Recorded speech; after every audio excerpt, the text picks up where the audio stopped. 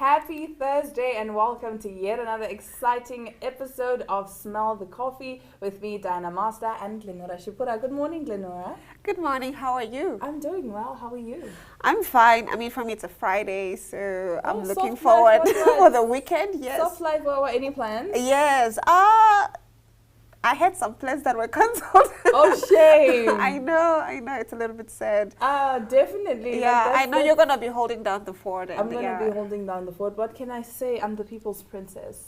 It comes with the job. It comes with the title. I have to serve the you have people, to. You really have to. Yeah. I'm speaking of, as I see you as a princess.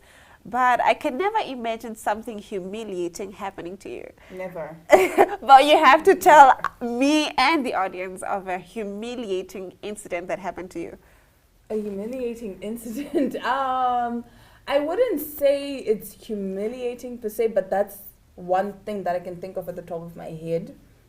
And I have actually spoken about this before on Smell the Coffee. It was about the time I was on set, and everything about that production was horrendous.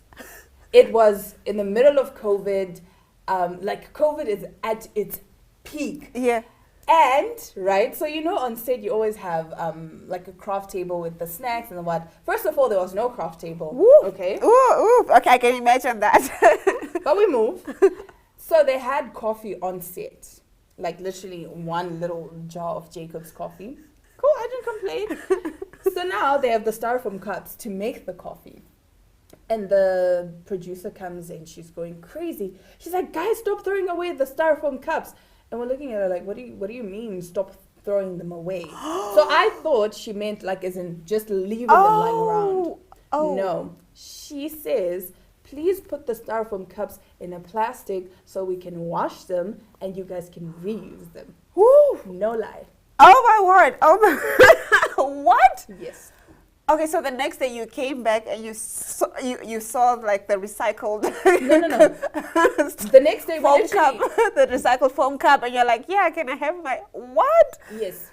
That is literally, and because my character was wearing a lot of red lipstick, and I could see the styrofoam cups with the red lipstick, and they'd washed them. So after they said that, the next day I went to set, I went with my own tumbler because I was like, I am not doing this. Wow. Okay, no, that is, I don't even think it's humiliating, but it really brings down the quality of the production. Yes, and the humans that are working on it. Exactly. I don't value you. That's why it's fine for you to reuse. Styrofoam cups. Okay, what's your most humiliating experience? Oh, it's not like that. That's, wow. Okay. I'm still processing that, ooh. You're still healing from the trauma. Still healing. But I think I have the typical stuff, falling in front of your crush, that kind of stuff from high school. No, I would die. It's true, and you're like, can the ground swallow me up right now? My sister had a crush on this guy, and they were at school, right? And so she's standing there and she's holding onions because she's about to go make her hot dog. And he comes and he's like, oh, hi, Tanya. And she was like, hi, do you want my onions? And to this day, I have never forgotten that story. So every time. Do you want my onions? Do you want my onions? And he was like, no. And she came home, she's like, why would I say that? Why would I ask him if he wants onions? It happens. I can attest to that. It happens. Yeah, no, we do definitely have some embarrassing moments and humiliating experiences. So please do tell us in the comments your most humiliating experience. And while you do that, we're going to take a quick ad break and return with some freshly brewed news. Stay tuned.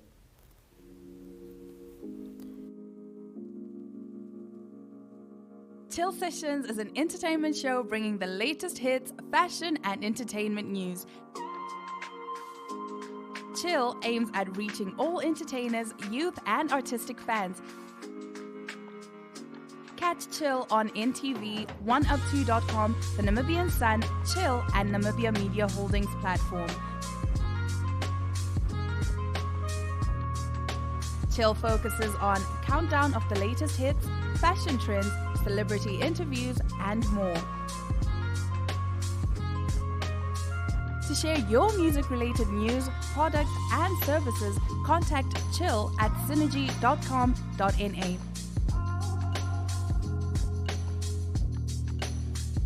Chill Sessions, bringing art and entertainment to the people.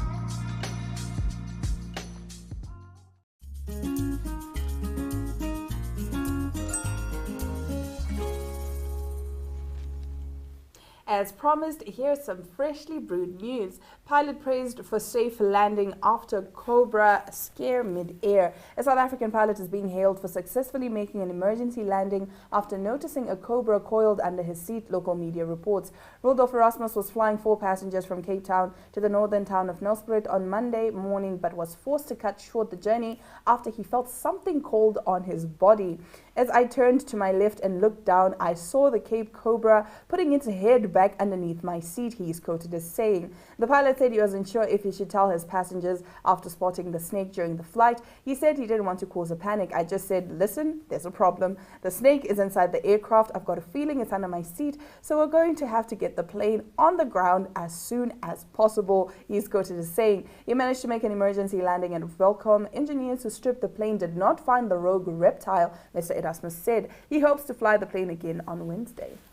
Wait a minute. So they didn't find the snake when they landed? Funny story. So before, you know how they do like a pre-flight check, they check if everything is in place. They found the snake. They saw a snake, but it wasn't the pilot. It was the crew doing the maintenance on the flight, right? And so they tried to get it out and they were looking for it, but then it disappeared and they couldn't find the snake. So they just assumed it had slithered away. So now this man is flying, and he was saying he always has like a cold water bottle by his side. So when he felt something cold, he thought it was just his bottle leaking. Yeah. And he looked, and it's a snake. This is giving snakes on a plane vibe. Literally. Snakes Literally. on a plane vibe. But wow, he handled it very calm. Like, he didn't panic. What would you do? Oh, well, I'm like, I'm not a fan of snakes, and I'm scared of them, and it's just a thing that, you see a snake, you run, whatever, but you're a pilot, so it's a different situation. It's like, wow, kudos to him, man. Kudos to him. I don't think I would have handled it like that. Actually, it was, I think the aviation board or something, they were saying that he handled it very well, because if he had panicked, he was going to cause the plane to spiral, and he was going to kill people in the craft and on the ground. Like, he was just going to spiral out of control.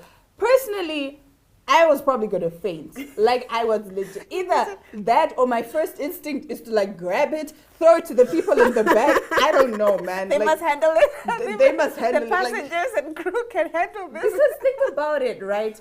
Rather, you guys at the back deal with it while I get us safely on the ground. Think about it. I think so too. I think he could have called one of the crew members if possible to get it in a bag or something, but it would have cost probably a commotion. Yeah, it would have not even just that. They were saying that they did try to get snake handlers like once they had landed, because also they don't know what to do with the snake, because it's a highly venomous snake. Like, it's deadly. One strike and you're out. It could kill you. No, he handled it very well. He handled it very well. He didn't panic, and he did the next best thing, which was to land.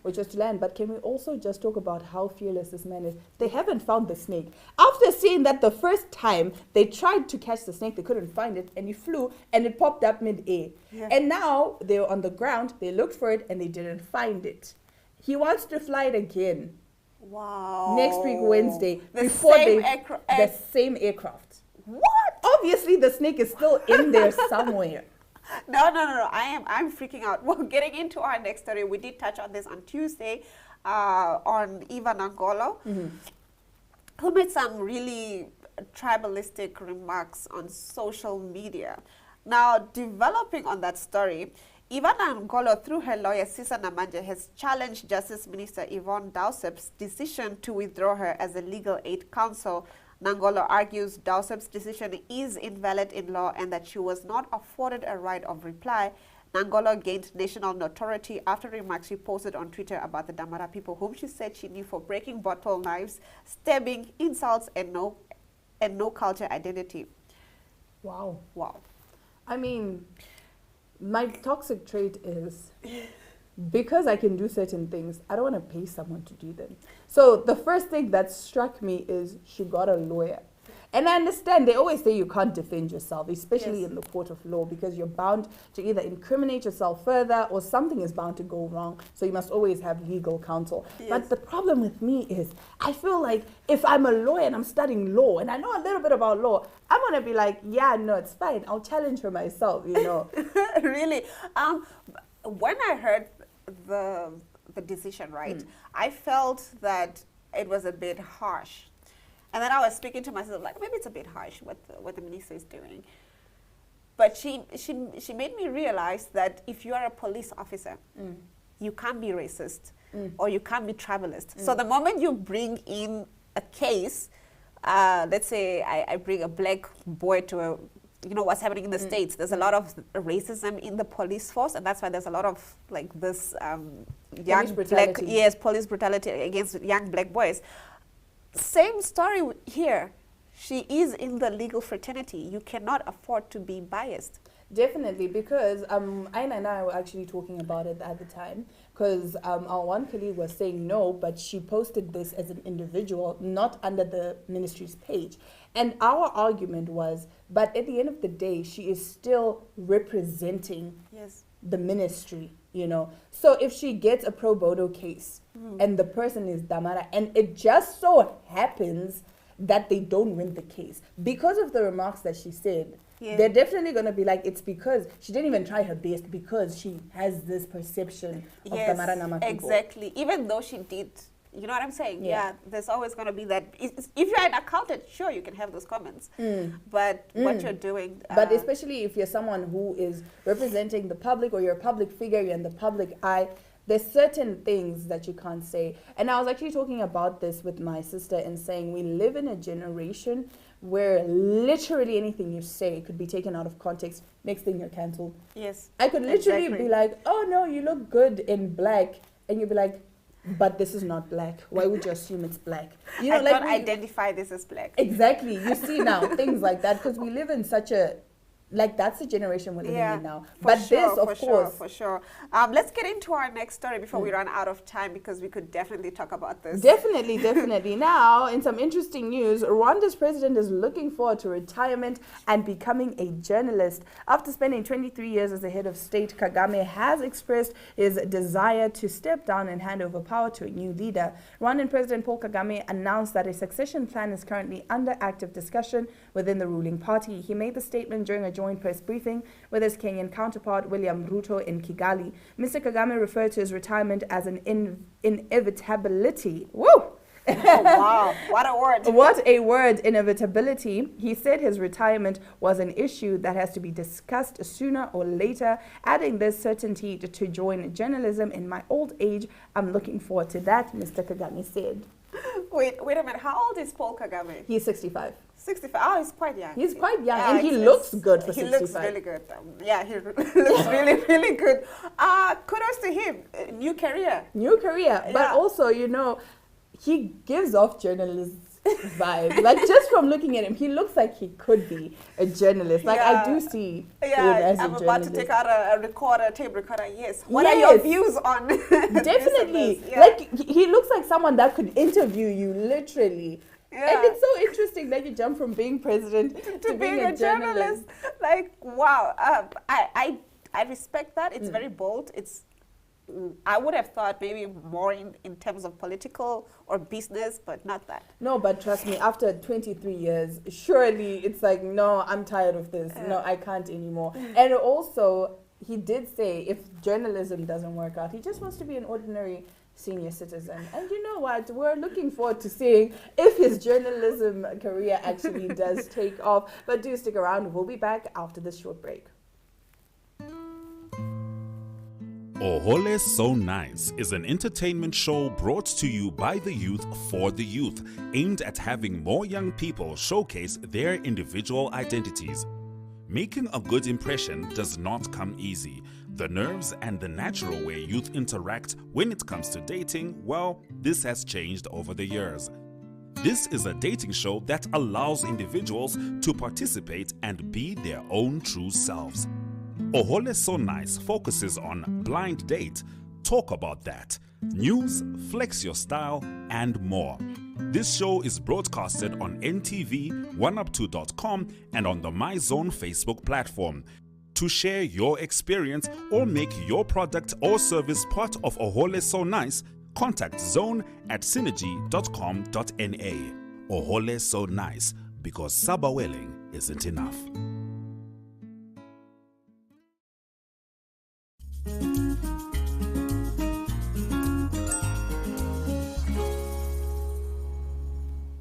You're watching Smell the Coffee. Now, Yolanda Nell talks to the Director General of the National Planning Commission, Obed Kanjore, about achieving Vision 2030. And thereafter, obviously, because it's the Easter weekend, we're going to be taking a look at what you can do this weekend. Let's take a look.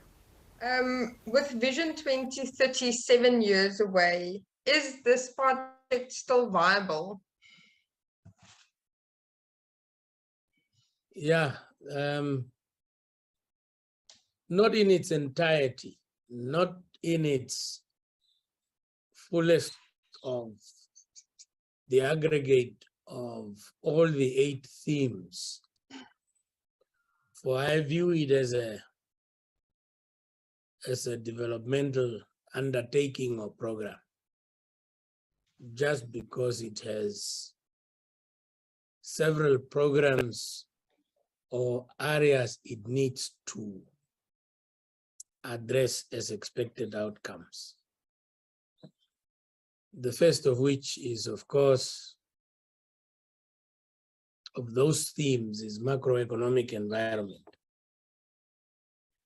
And that for the last better part of 2 years and the periods before, it's work in progress, it's an ongoing undertaking given where the economy got to, given that there was a period of, in the latter part of the program of COVID, we've gone through an ADA period of almost lack of growth,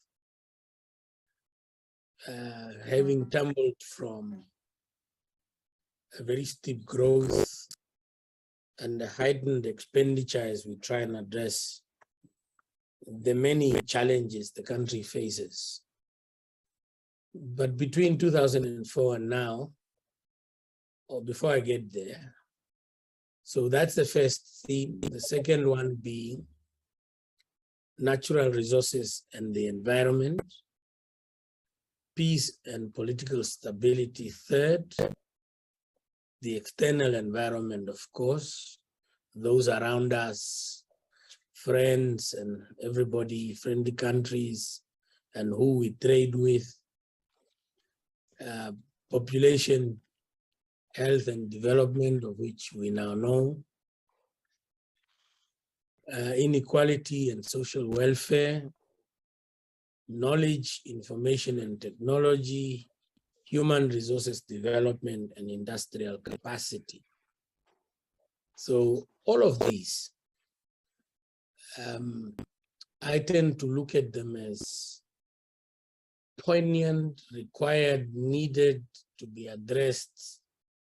The question is, so many of them, and how were they structured to strategically achieve within the 5 or 6 national development plans? Was this a loading of too many of them without the appropriate resources, both technological, finance, human, and otherwise, to be able to deal with them? But if one steps back to 1990 and perhaps the period 91, 2000, you remember this was a government that was newly set up in those first 10 years, 15 years.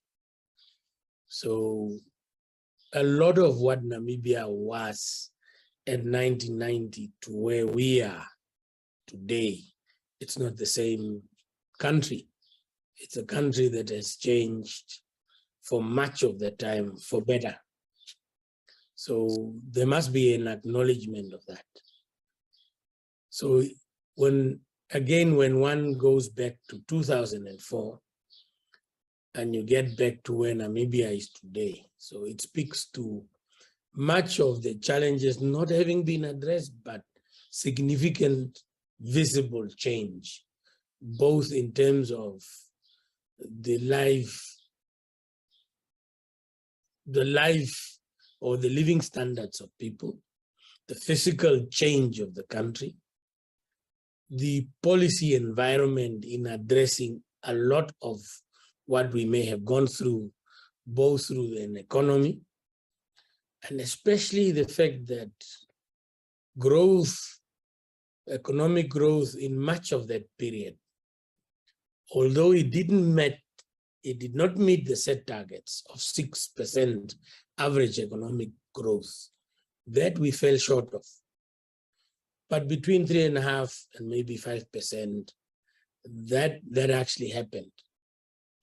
And it's not an attainment of the full mouth of the 8 themes in Vision 2030, but a significant portion of that, perhaps through the lack of many other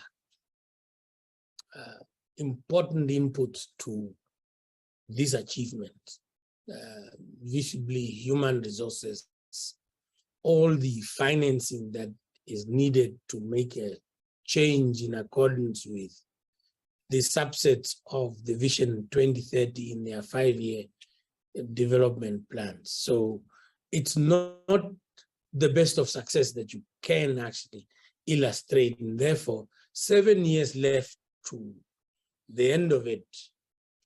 It is only admittedly true that we will not meet the full scale of Vision 2030 as was designed. But having said that, you and I will agree that we have attained a lot around peace and stability, a lot around the external environment. We've attained a lot around human resources. We have actually done significant progress around natural resources for which we depend on. So significant attainment of success, but not to the fullest extent as envisaged by the coverage of the 8 themes in Vision 2030.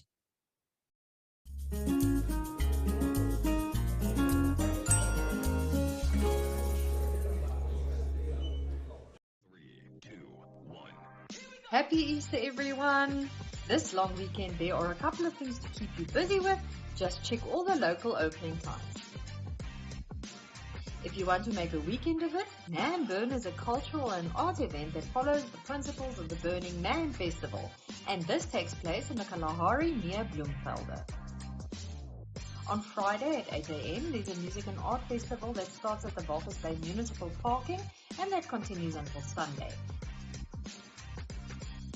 And at 2 in Windhoek, visit the Easter Neighborhood Market at the Franco-Namibian Cultural Center with art and crafts, live performances, street food, wine and bubbly, and live performances. At 7 on Friday, our highlight is Neon Dreams performing live at Mint as part of their Sunshine Tour. On Saturday at 10, Kostek Swakopmund hosts an Easter market with activities for young and old. At the same time, the Rundu Easter Festival takes place with art, entertainment, music, food and drinks at Cindy Lodge. And also at the same time, the Swakopmund All-Day Easter Market starts at the Tiger Reef Bar and continues until 8 p.m.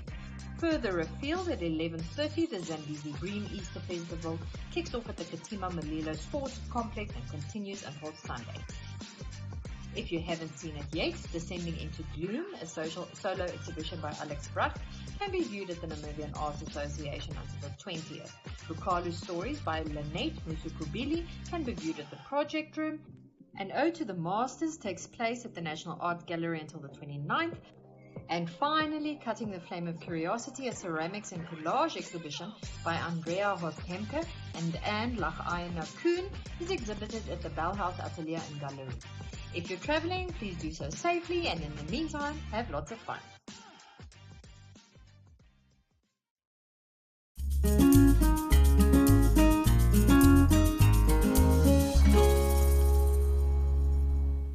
Definitely a jam-packed weekend ahead, and we are going to be taking a trip to Sokopmund, I think. For We the Easter did market. plan for that. Yes. So I guess we have to sign off All now. good things must come to an end. And we have to pack up for our trip to Sokopmund. I'm kidding. I will be back tomorrow with Aina Riza Cuello. But until then, it's all our love, all our light, and adios.